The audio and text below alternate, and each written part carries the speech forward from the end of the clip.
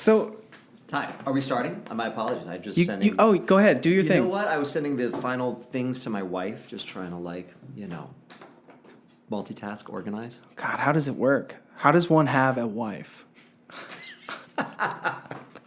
You're not married. You've never been married. I have I've never been married. I was engaged at one point, but you were? it didn't Here? work out. Yeah, I was here. Oh, you yeah. Were you sober? Not at first. So I got sober, and my fiance and I broke up about a month into me being sober. Just like I had already put her through so much stuff at that point. No, that's not surprising. You know what I mean? That makes sense. What is surprising is that I stayed sober. Yeah. A month into being sober, I was just like, yeah. Well, okay, I guess that's it, huh? Just the death. Let me just process the death of this dream, Yeah. while I also try to adjust to the, not her fault in the slightest at all. I don't blame her at all. In case she's listening. Yeah. So this is I still love you. You have my number. Are we recording? I want to make sure. That Yeah, we're we're in. Okay. And how long do you? I know I'm interviewing you. Yeah, go ahead. So you got sober. How long have you been sober? And where'd you get sober? So I got sober here in LA. You did. Okay. Because you're from. I'm from California. Okay. I grew up north in Modesto. I moved here when I was 17. I'm 32 now. I started going to AA. I love that. Or starting to try to get sober when I was 21 years old. Yeah. And it didn't stick until I was 29, and I had kind of hit my final rock bottom. Okay. Let's hope, right? Yeah. But yeah, I was like 21 when I first started trying to get sober. That's so interesting because I got sober young, and that young, growing up in AA or trying, I stayed sober. I got sober at 19, 5 days before my 20th birthday. But I tried first earlier, then went out and relapsed for several months, but not as bad. And then, it was terrible, but not as long. And then got sober March 18th of 1994, right? 94, I think. No. Oh my God, that's so sad. I don't know. I don't know when I got sober. 1991. Okay. Because I've been sober 30 years. Oh, dang. Congratulations. Yeah. So I'm 50, and so I got sober. Wow. So, yeah. Okay, so you've been sober straight up 30 years. You just celebrated your 30th. Yeah. Straight up 30 years. Do you celebrate your 30th birthday, or did I catch that wrong? I did. Yep. I celebrated my 30th birthday. Wow. And at the Great Fat Groups, which if people are listening I don't know the where people, because it may not be in LA, but it's a specific group here in Los Angeles. But all on Zoom, I guess, right? Yeah. Because we were very much in lockdown. Wow. Because it was in March. So we were very much in lockdown. And and it was good because this whole year was like me getting back to AA. Yeah. So, because I have a lot of time, but that doesn't, I guess like so many people, I have not done sobriety. I've had a lot of ups and downs and had a lot of times where I think the last long period I was I'd say less than more. I'm always impressed by people who are just rocks, you know what I mean? I'll drift away from meetings and you go back and there's those same guys sitting in those same chairs. Yep. And I want to get to that, but it's true, it hasn't been my story. Right. And then this, things kind of, the bottom kind of fell out for me late summer, I guess, started. And I really committed. I did 90 and 90, kind of went back to basics, going to a meeting and got a new sponsor because I'd been a bit sponsorless, a bit rudderless for a while. And then I feel now much more committed. So this year, do you feel like what motivated you to get back into it this year? Did you feel like you kind of hit some sort of a bottom? I did. Yeah. I did. I think it was total pain motivation. Yeah. Which is, I think it was, I wouldn't say this at the time, but I think with hindsight, I would say that it is really me finally starting to, just trying to run the show. Yeah. You know what I mean? Oh, yeah. And I've got reasons to try to run the show. I've got some stuff that's really hard and things that make me want to feel like I'm doing the right thing by being more on top of things and trying to, or whatever. I think it's a for an alcoholic or really for anybody, it can be a very normal response to try to apply more pressure, apply your will more. Right, because you have a family. I have a family and I have some stuff, and we can maybe get into it. I'm trying to start general, you know what I mean? But it just. I just felt really bad. Yeah. And it was good. It was very good because if I started doing that around, say, August, I think, where I started a 90-90 and recommitting, it was around December that, for me, a whole lot of shit hit the fan. You know, like life just really kind of, there was just a series of unfortunate events of just thing after thing where I had I think I had a nervous breakdown. Oh, fuck. I think. I mean, well, you say that because you're not trying to overstate it. Right. And it's not like I had to just go to a facility where I sat outside with a blanket over my knees in like an old rickety wheelchair. But that's exactly what I pictured. So I'm glad you cleared that up for me. So, because it felt more of a process than an event, right? Yeah. But I just felt like something like I've said, it almost felt like a guitar string in my head just broke. My brain just went bang, bang, bang, bang, bang, and I was like, I'll never be the same again. Yeah. You know, I'm done. I'm broken, and it was scary. Yeah. It was really scary to be in that place, to feel like I'm going to work, I'm trying to parent, I'm doing family stuff, but I don't feel sane. I don't feel right. And you know, and people are like, well, that might be a breakdown, or some people said, because now I'm sort of through a breakthrough, which can feel a lot like a breakdown, to get kind of into like ooga booga AA stuff, but that's kind of lovely. Yeah. Because now I feel like I'm sort of on the other end of it, and I've learned a whole lot. You know? Yeah, I think this is really important for people to hear, because I think a lot of the folks that tune into this podcast are, you know, folks that are new in recovery, and I think it's really helpful to know that like life still happens. You know what I mean? Hell yeah. You know, like we lose parents, we lose jobs, we lose entire careers, we lose partners, we lose ourselves. Yeah. We go through, you know, when we trudge through all of that stuff, but we do it sober, you know, and I would say, you know, I have said this, I have a hard time not likening things to being in the gym. You and I are both, you know, we're both like, we both are martial artists, right?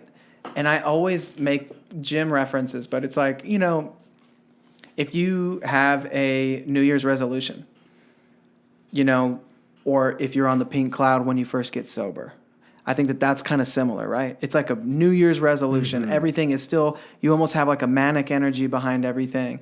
And then you lose that and you're like, maybe I don't need to go to so many meetings anymore. Or maybe I don't need to go to the gym as much anymore because I think it's cutting into my time with doing da-da-da. And you start to kind of make excuses and so on and so forth. The gym thing is now running parallel to the recovery thing, but it's like, you know, I start to hate myself. Yes, you know what I mean? It's really what it comes down to. For it anyway. Whatever. Okay, so both of these things are running concurrently now. It's the gym metaphor and the other thing. Mm-hmm. They both end up with me not loving myself, you know, and not doing the thing that I set out to do. Yes. And, you know, I lose steam, I lose momentum, but life happens, right? And if I make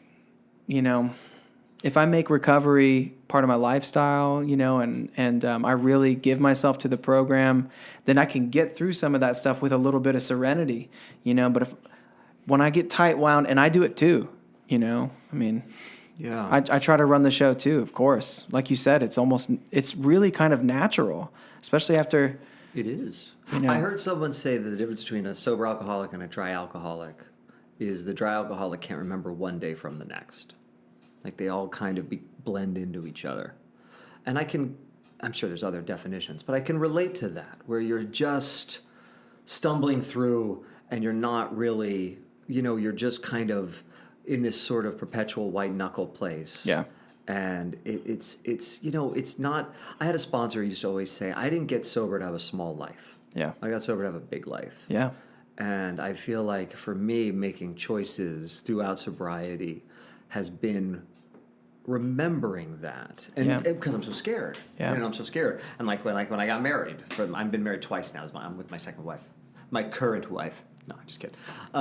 But when I got married the first time, I was so scared. But I was like, I didn't, you know, what are you gonna do? You know, how small do I want to keep my life?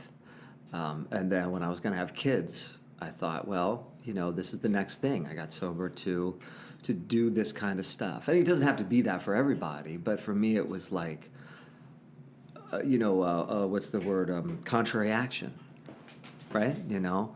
And it's funny that you lived in Asheville, because whenever I tell people when I want to have a small life, I always have this dream this fantasy where I can't take it anymore because I have like my stuff and all this stuff to match. Where I'm like, I want to just in my fantasy, I want to move to Asheville because I'm from Raleigh originally, North Carolina. Okay. But it's also just Asheville has a magical sort of. It really does. It does, does it? Yeah. Does it still kind of? Yeah, it does. It's a little. That's really interesting. Yeah. But in my little fantasy, I want to move to Asheville by myself, get a little apartment with blue carpeting. I don't know why that is.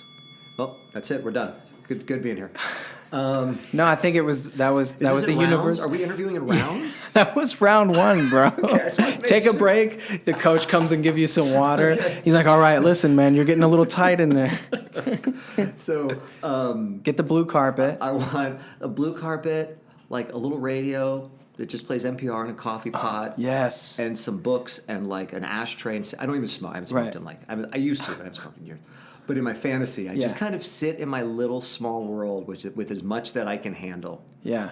And then, there is something really attractive about that. Oh, yeah. Are you kidding me? But, but I'm also like, that's not where I'm at now. I can't go to that. And also, I'm so impressed by people who take things on and do stuff, I don't want fear to rule all. Right. God, man. My life is huge right now. It's enormous. There's just so much stuff going on. Yesterday, right now I'm rehearsing for a musical, and I'm learning all these crunchy harmonies that are like, it's like a mind game trying to remember all of these like bizarre like harmonies that kind of don't sit in your like natural purview of what you think you're supposed to sing. Well, you're a tenor. Are you a tenor? I'm a tenor. I can tell. I guess I'm all done, folks. She's gonna. That's it. I have some songs prepared. Oh, sorry. Back to the table. The next round, once that bell goes off, you better start singing. So and I've got that going on. I'm chasing down that purple belt. Right. Trying to get in there at least 3 times a week at least. Sure. But also you teach something over there. What do you teach? I teach an exercise class. About class. this on here. I apologize to bore people, but what do you teach? I teach an exercise class called Tack Fit. And I'm actually just kind of like a sub. Like I'll come in when they need somebody to fill in for them. But I was teaching it like 5 days a week before I moved to Asheville. And then I was teaching it to the clients at Oasis, the recovery center that I worked at. And that was great because it's been very supplemental to my recovery.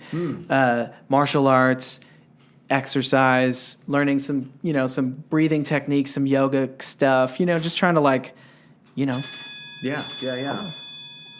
This is an active house. Round 2.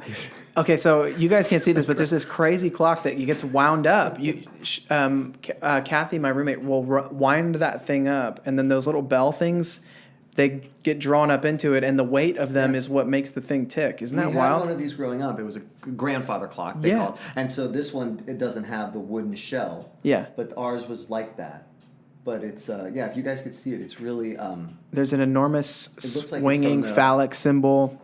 Yes. I mean, it's... And it looks like it's from like the early 1900s, probably, or something crazy. I mean, it's weird. Yeah, it's really neat. But so Tack Fit is it combat-oriented exercise? Well, it was created by a martial artist, and I think a lot of the movements it's functional movement patterns. So it's about creating sustainability and making yourself resilient and injury proof. Learning to breathe under stress, which as you know is very valuable when you're doing the jits. Very big. But it's also big in life too, right? Like trying to breathe when you have when you're stressed. You don't even realize 100%. You're like... I mean, I'm reading... There's a book out now, and I don't want to... It's a book about breath, and I could look it up if it matters. I don't know if we're allowed to give plugs, but it's by this guy who studied breathing. What's his name? Oh, God. I'll look it up as we talk. But this guy he himself is not a breath expert. Okay. But he just went on a trek of I'm going to study all this stuff. People that can heal themselves with breathing, people that can raise their core temperature, people that can melt snow, dry clothes. They can do all of this stuff. We're just going to edit that out. Don't worry, guys. Yeah. No, but he can do and just how far people can go with that. Is it not Wim Hof? No, but he certainly talks about him. Yeah, because he can raise his core temperature with breathing, right?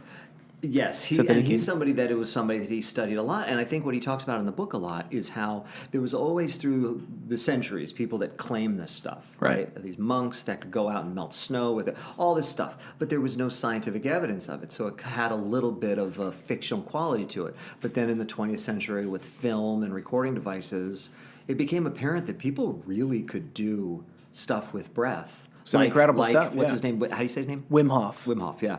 Like him. That was for real. Yeah. And how...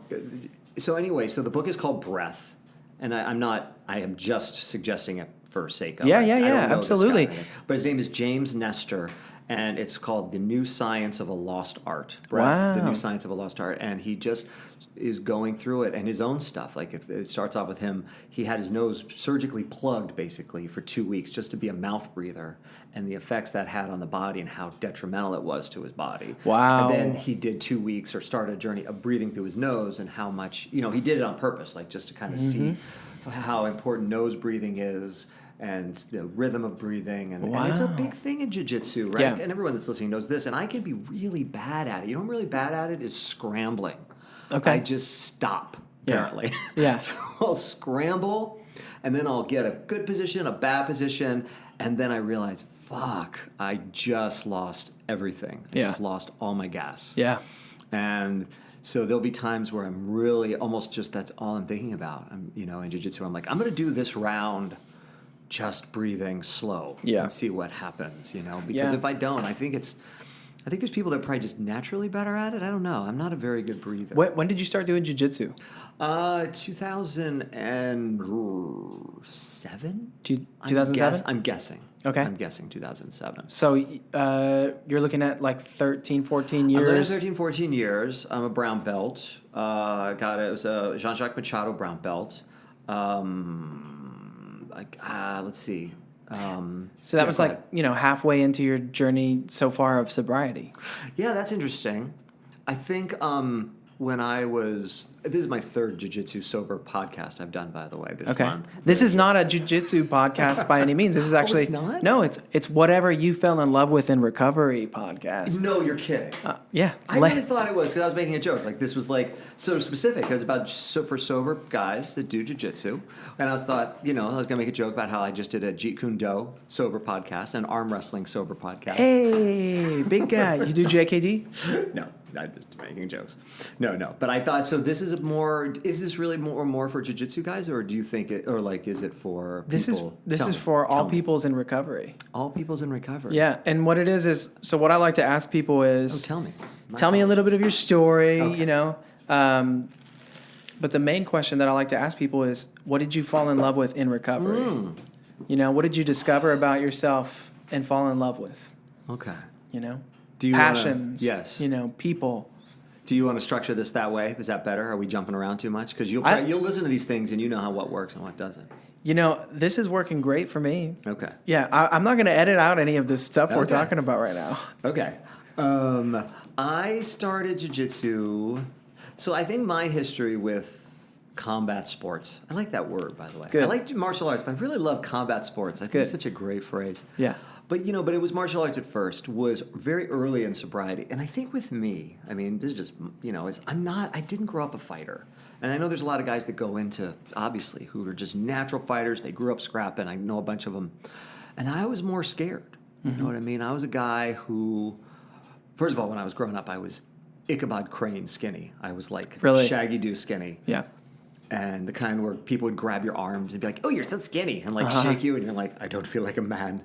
And and I was just, and then once high school hit, I was drinking and chain smoking cigarettes as best much I could. So I was just not an athletic kid, So it was after I got sober, I had a sponsor in Greensboro, North Carolina, who was this crazy, wonderful guy who was an ex-mercenary and a Green Beret, or one of the special forces in Vietnam, and just a nut in a lovely way, but a real serious guy. He started teaching me and a couple other guys this martial art called Usul. It's a Korean cat form. If anyone wants to correct this, please do, but this is just what we did. But we would meet at his house, and we would train in his backyard and in his basement. And it was very like we would run barefoot around the park that he lived on in the snow. Even if it was snowing, raining, whatever it was, we were barefoot.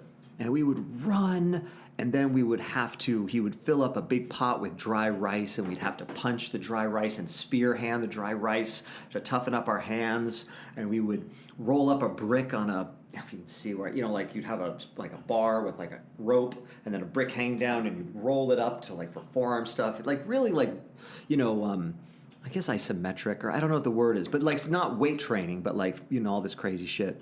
And we'd work on this bag, and it was great because I felt strong, and I felt, I was getting in shape, and it was structure because I was only a couple years sober, I'm guessing. I was probably 21 maybe when I was doing this. And I did this for a little bit, and it was really cool. I don't know how practical it was as far as fighting, but I don't know. I mean, we were stretching like crazy, doing a bunch of crazy shit, and it was cool. You were using your body, though. Using your body, You're getting in touch with your body and your power again, And that was the first time I started doing that. And then I was in Raleigh for a little bit, and I started doing, I think, Shotokan karate. Not for long. I ended up getting like tendonitis. I did something to my arm, and I took a break, and then I just kind of fell out of it for a while. And then my story was, I think, that was kind of the end of my martial arts for a while. Because then I moved to New York City, where I was an actor, and a struggling actor, and working and just trying to get through. Sober and doing stuff. And then I moved out here soon after 9/11 to Los Angeles. And started doing stuff out here. I got married. But it was... So then in 2000, a couple years later, I started doing karate. I started doing Kempo at this place over on Hillhurst in Los Feliz area of Los Angeles. And I was doing Kempo and a little bit of Muay Thai. And then they were doing I think it was Gracie Jiu-Jitsu there. And I was watching that and sort of like, okay, and I started doing that. And then I left that gym and I went to another gym. But I think the point is that there was just something so intriguing about jiu-jitsu. Right. Right? Like, I mean, if this is for people that don't do it, I mean, jiu-jitsu is like violent chess. It's like this weird, and I'm not that great at it, I think. I mean, I'll be honest. Like, I think I'm fine. I'm not great. I don't have an engineering brain. It seems like a lot of the people that do really good at jiu-jitsu, they have like a mathematical engineering brain. And I'm fascinated by the way that they work. And I don't have that. Me neither. I'm like super instinct guy. Yeah, and I kind of muscle my way through, and I'm strong. I'm trying not to be like that. Dude, totally. But I just was, and so all the other stuff that I was doing, like, the Kempo and the other stuff, and all that kind of just started to drift away as I started doing more and more jiu-jitsu. Yeah. And that was kind of how I got to it.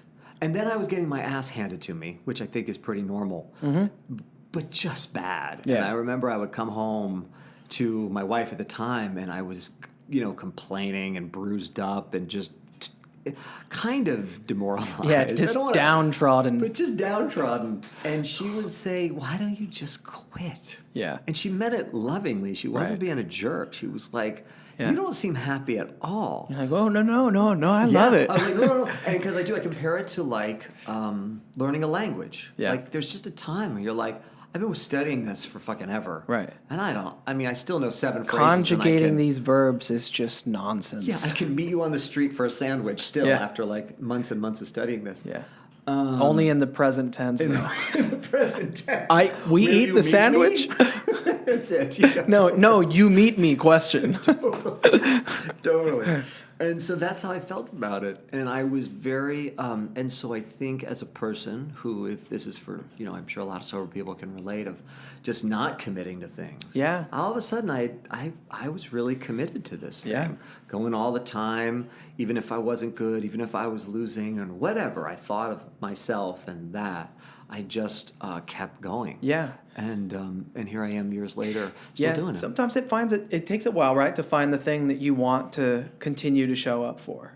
You know what I mean? Yeah. Because at first it's really important, I think, to just start saying yes to new stuff. You know what I mean? Because we don't know ourselves a lot of times when we get sober. It makes you wonder what you're supposed to be wonderful at. Am I supposed to be an oboe player? Right. And I didn't know that? Yeah. Why didn't anybody tell me? You know what I mean? Like, Yeah. I look at my kids and I'm like, I want to throw shit at them because who knows? Right. You know what I mean? Like, how does anyone become... And now you don't mean physically throwing things at your children. No, it's for the sake of the podcast Right. and legal reasons. I'm not throwing oboes at my children.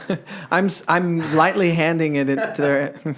But that's exactly like this kind of like, well, what are you good at? Right. And oh my God, wait, hold on. Or a no, second. not Go even ahead. just what are you good at? What do you want to do? Because you don't even freaking know at first, right? Totally, that's exactly it. Because again, I would say I'm not great at jiu-jitsu, And you were- but I'll go. Right. I'll go. And you were 19 when you got sober too. So like, what the hell did you even know about yourself yet? You know what I mean? Yeah. Because I was 29, a full 10 years later, and I was like, wait, what do I even like to do for fun? What do I even do anymore? Yeah. Because I was just like, oh, go to the bar, I guess. And sometimes I would go to the bar as a sober person and be like, because I had no idea what else to do. Not a good idea, by the way. Don't do that.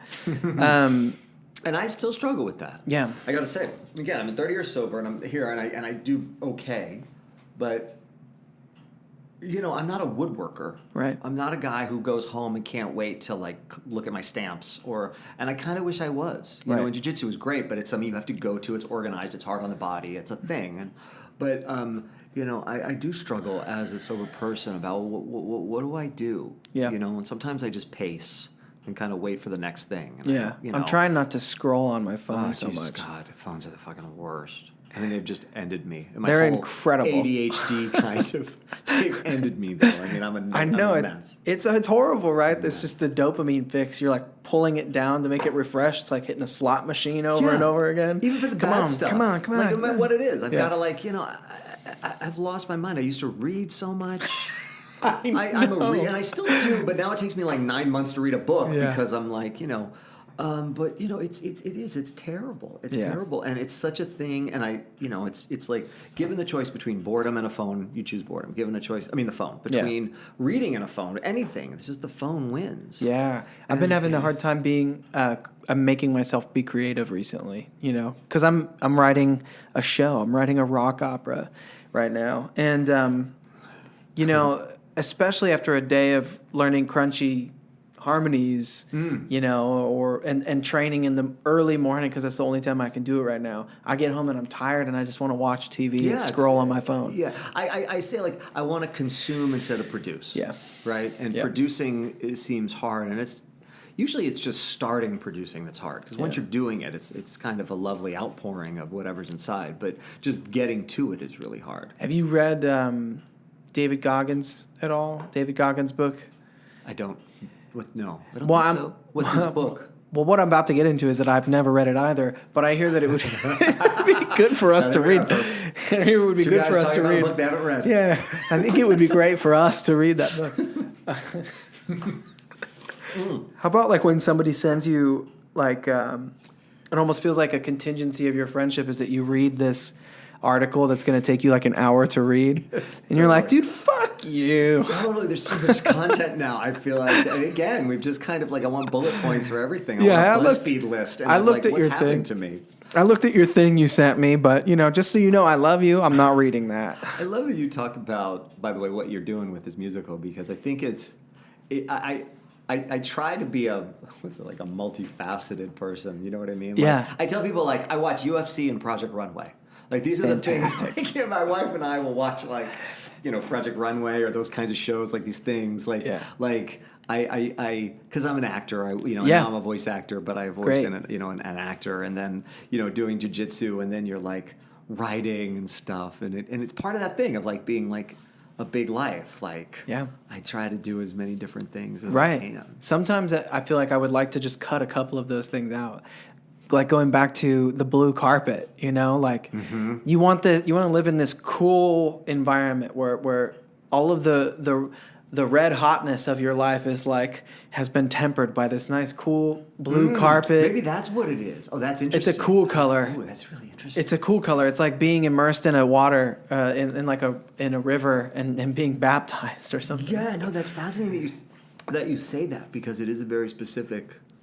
Maybe there's something very calming. Like, I don't want to live in a hot pink carpeted apartment. Like, there's just something about like just nothing, almost no sensory input. A forest green or a nice dark ocean blue or whatever. Yeah. My fantasy, because I have the same one essentially, is, have you ever read Siddhartha? Yeah. Siddhartha is one of my favorite books of all time, right? Yeah. And he at one point goes and lives by the river for the rest of his life. He eventually he's born rich and he gives it all up and goes and lives in the woods, and he's like shivering in the brambles, basically naked, meditating for months at a time, not eating. And then he's like, well, that was cool, but I learned everything I'm going to learn from that. And then he goes into the city and becomes a wealthy man. Like he builds his own fortune, and he makes love to this courtesan every night that he's very attracted to, and he drinks and eats very rich foods, and he wears perfume in his hair, and so on and so forth. Sometimes he gets so sick of himself that he's like, screw this, I'm going to go kill myself. He's just so sick of himself. This is great. So he's about to go drown himself in the river, and then he hears, and he's just tormented, like so much so that he's like, I'm done. And he's like hanging by a tree, about to let himself drop into this river to drown himself. And then he hears the river whisper the word Om to him, and he like falls into a deep and dreamless sleep, and he decides to live the rest of his life by this river. And he works with this ferryman, Yes, I do. taking people back and forth over the river. That's his whole life, just paddling people across the river. And so is that like making your life small or making your life simple, right? And that's the thing, right? Because I feel like there's also just a lot of excess fat in life, right? And a lot of bullshit, and a lot of it's self-inflicted, and a lot of stuff. And how do I don't want to make my life small, but I really want to focus. Yes. And it's been such a weird year for all of us, right? With COVID, this is hopefully towards the end, but God only knows. Right, and we wanted to check in on our phones to see how things were going out there. Yeah. And it was just all the things that everything got shifted, and I don't know. I really want to. Some of it's my age too, right? Because I'm not 32 anymore. But it is like, what's important, Like what is really important? What do I want? I was making a list recently of like what do I want to focus on? Because I think as an alcoholic and as a person, I just can get distracted. I almost live through distraction, and that's what phones are. Right. Like it's just a distraction. Like as opposed to an intentionality, I'm living in distraction. I think that the question becomes, what are we trying to distract ourselves from? Yeah. Like we're saying, because I have the same thing, and I've been talking about this and thinking about this a lot recently. I think a lot of us have. Is what is it that I'm trying to distract myself from? Am I in pain? Am I? Yeah, I mean, I can say, I guess I am, right? I don't know, but it seems to be that common thread of people in AA of just they can't be present. Right. They have to get out of themselves right. somehow. Yeah. It's really heartbreaking. Yeah. It's very heartbreaking, Yeah. My dad died in December, and he was a strange guy. He was a tough figure. He didn't beat me up or abuse, but he was just not there, and almost Aspergery. And God, I don't know where I'm going with this. We may have to cut this out. But it, just so much of. I think I've heard that we recreate our childhood homes in the workplace and in our relationships. That's something that there's a psychological model. You recreate your childhood homes and your relationships in the workplace so you can then fix it. And, I think I had a lot of empty pain as a kid. And I don't know, we don't get into it too much in AA because it's not AA, right? Like the idea of like childhood wounding and stuff. And I think that's fair, but it certainly runs congruent with AA, with sobriety. Like digging in the dirt to find out why, and sometimes AA is, I love it because it's like, well, self-knowledge will get you nowhere, and it's about just moving forward. But I feel like there's a lot of trauma a lot of people carry. Yeah. around. Tremendous amount of trauma. Yeah. And I think Help me shape this. I apologize if I'm not, but it's no. I think it's just indicative of I mean, I asked, what are we distracting ourselves from? Now we're going to talk about our trauma a little bit, right? Like maybe I'm trying to distract myself from my childhood trauma, Yeah. and you could have the most loving parents in the world and still have trauma, but if there was, I experienced loss really early on. I grew up in my house where my grandfather was essentially like my other parent because my mom wasn't around. So I experienced the trauma of not having a mom present in my life in the traditional sense. She was alive, she was usually 1 or 2 states away, and I'd have to go and see her only for holidays, and I wanted to see her really, really bad. She was like a superhero in my life, to me in my mind as a little boy. Then I had my grandfather, who was like my person. I grew up on his lap, and he died when I was 8, so it was like losing a parent. In fact, it was losing a parent, really, because he was parenting me in a lot of ways. And my father did his best to raise me by himself, me and my sister. So, there's going to be trauma. Totally. There flat out is gonna be trauma. Yeah, and alcoholics we haven't cornered the market on that, right? It's just interesting that it then, for us, it metabolizes or partially, whatever the sort of alchemy is that makes us alcoholics, but it becomes part of it, and this sort of how the drinking just, you feel so whole. I know at a very young age I didn't feel whole. Yeah. I don't know what it was, but I felt something, and I was... and then all of a sudden, I was drinking and everything just went away. And peace. It was so lovely. Yeah. It was really lovely. Yeah. We talk about that, right? I mean, there's no reason to deny that. It's right. when it's working, it's beautiful. Oh, yeah. It's beautiful. And it's like getting a big mommy hug. Oh, man. I remember the first time I drank, I really got drunk. It was a friend of mine. We went to a birthday party. We were like in junior high. And, as it started to go away, the buzz, I went into the bathroom and just spun in circles, hoping that I could reactivate it. Wow. You know what I mean? Because I just didn't want it to dissipate. That's so intriguing. And, yeah. You know that if you're having a lucid dream and you start to wake up or you start to realize that you're dreaming, one of the ways to stay in the dream and not wake up into waking life is to spin around in circles?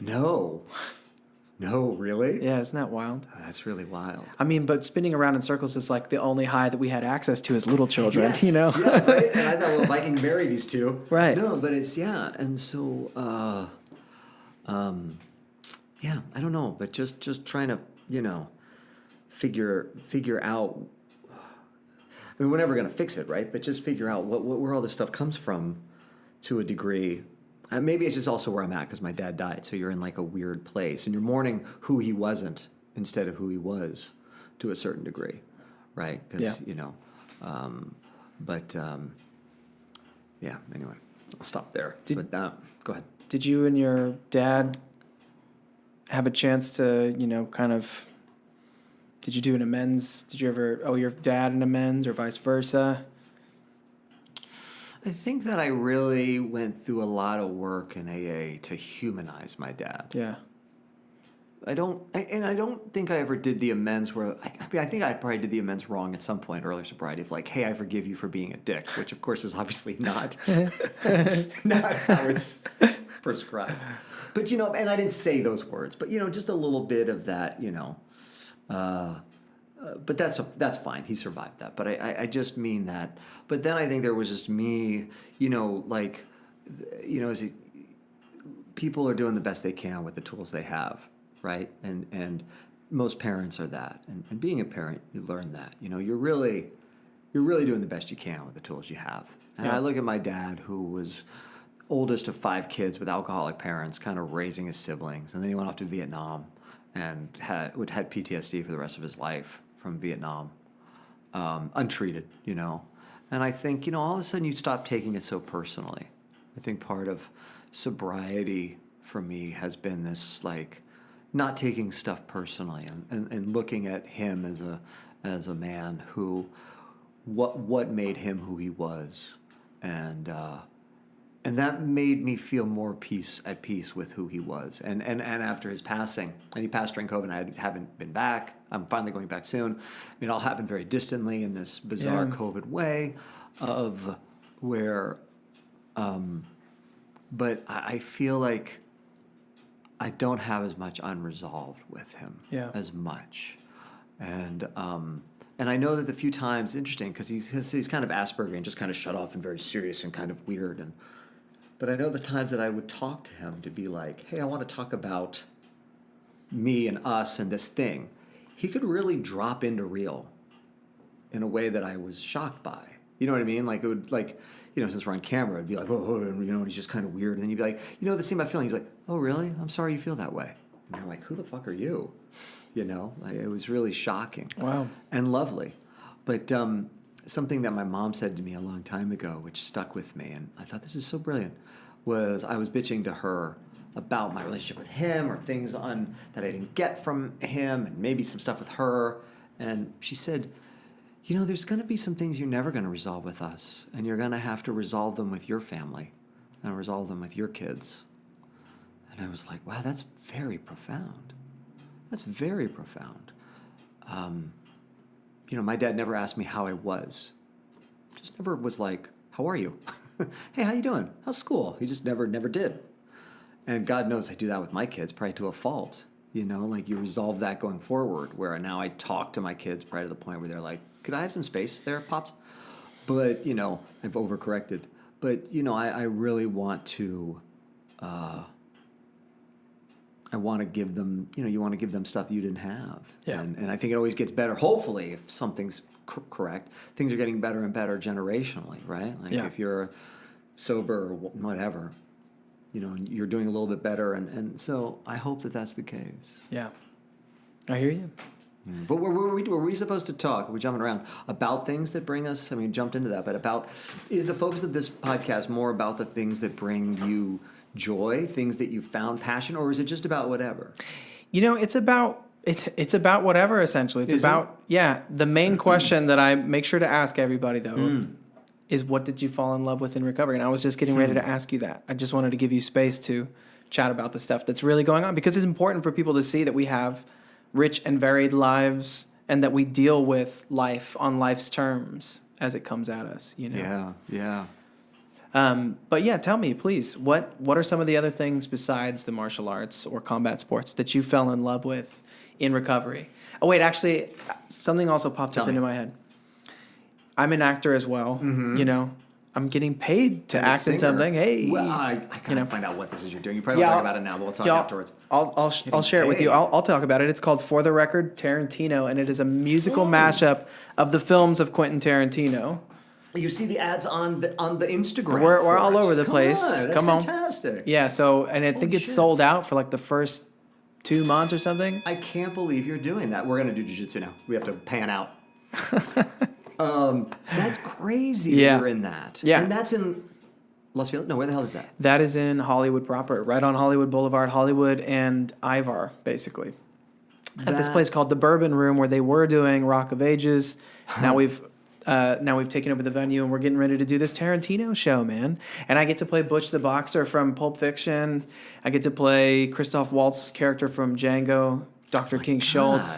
Yeah, and I get to do the impression of him, which is fun, so. Oh my God, that is so great. Yeah, but I wanted to say, as a fellow actor in recovery, yes, that is a tough job to have as someone like us who obsesses about all kinds of shit, like having a job where it is essentially dependent upon somebody liking you in order for you to work. Oh, that God. sucks. Oh, my God. Okay, so that's an interesting question. As somebody who has to get a job by making sure that somebody likes them, that sucks for us. Okay. Well, it's fun. Okay, so, so obviously a huge passion in my life has been and always was acting. Always. Like from it, next to alcohol, it was the next thing that made me feel complete. Yeah. Right? I understand as a young that. person, I was Big Fish, Little Pond in high school productions. Mm-hmm. I was really talented, and I say that with, I'm just saying, like at a high school. Like I was, like immediately I was getting all the leads in the plays, and I was great. celebrated, and it's all small stuff, but you feel so you're good at it, and then for people that like a lot of, they need validation, you're just getting tons of that. And I went to college and studied it, and then I went to New York. And then I think my thing about things that I love is I think I don't have it in me to sell myself like an air conditioner unit. And Yeah. I've never been good at that. Yeah. And I think the people that succeed at that are really great at that. And some Yeah. of them I would make fun of because I would talk about their narcissism and blah, blah, Right, blah. right. But who am I to judge? You know what I mean? Some of them are just, they know they need to, that's what they got to do. Yeah, they got to get a job and they know what it takes. They know, like as they say in acting, your job is getting a job, Yeah. right? That's your job. And so I was always terrible at it. I just thought that I was just going to do theater in New York and someone was going to see me and be like, come with me, kid. Right. You know, like, Yeah. you're talented. Come with me. I've seen it in movies 1,000 times. In movies. And you hear the one or two stories where that's the truth. Like Right. Brad Pitt, these gorgeous, or somebody. Yeah. Like, you know, so you think that's... God, he's good looking. That's how it's going to happen. Yeah. And so I wasn't doing that. And I was like, and I love acting. So to talk about what I love it. But I was really stuck in the frustrations of that aspect of Right. it. Really. And I saw myself, I left New York because I was in New York working a temp job. And I thought, and I was like 30, whatever the hell I was. And I thought, I am going to wake up at 50, still working the same temp job, doing free theater at night for no one, and be like, what the hell happened in my life? Right. And I got really, and so I moved to Los Angeles because, but it is, I mean, it does make sense to a degree. I mean, it's so business centric here. It's very, you know, I mean, this is kind of the epicenter for people that are listening that don't care or know about film and TV and theater and all that stuff. I mean, LA is a very, you know, in New York, it's a very artistic, and I felt very artistically fulfilled. Right. But I was not, you know, getting anywhere. Yeah. Because I was doing free theater and I was, you know, with people and it was lovely. But coming out here was the right move. But I think that aspect of having to constantly be rejected and going out for work, I think wore on me and wears on me in a way that I don't have the skin for it. And so what happened with me is I got into voice work, and the way that I always wanted it to happen for acting, which is, hey, you're good at this. Come over here and do this now. Oh, now you're good at it. Come over, just keep doing it. I always wanted that to happen for acting, and it wasn't. But with voice, it just started happening that way. So I felt like, so I've kind of stuck with that. And then having kids, I have 2 boys plus a stepson, and a lot of stuff, and there's kids, some stuff there. But enough that I have fallen out of auditioning for a while now because I just do voice, and it's... And you keep getting work. And I keep getting work. I mean, I totally stay busy, and I'm not poo-pooing that. It's brilliant. Yeah. But it's not acting. Right. I mean, it is and it isn't. Yeah, you know, but I it's hear not you. like creating a character and getting to see yourself up on a thing and Yeah, stuff like yeah. that. What kind of characters, given the opportunity, what kind of characters would you like to play? You know, I think when I look back, I always wanted to be in a show like The West Wing. Okay. Like politics. I love politics. I don't love it now because it's no fun anymore because everything's so awful.